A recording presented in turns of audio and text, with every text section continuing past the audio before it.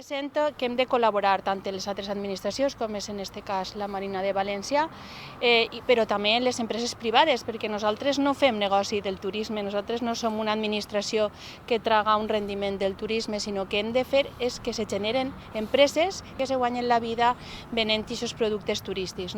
El visitant que va i li paga a un guia per fer una visita turística i una visita en condicions, està generant aquesta economia, o el que va a un restaurant a menjar o el que va a un hotel. La Marina és un espai que ha d'aprofitar per a que les comarques valencianes, els pobles valencians, se donen a conèixer. És a dir, el que conega sols València com a ciutat, que és riquíssima i molt interessant, se deixa una part molt important del territori valencià per conèixer.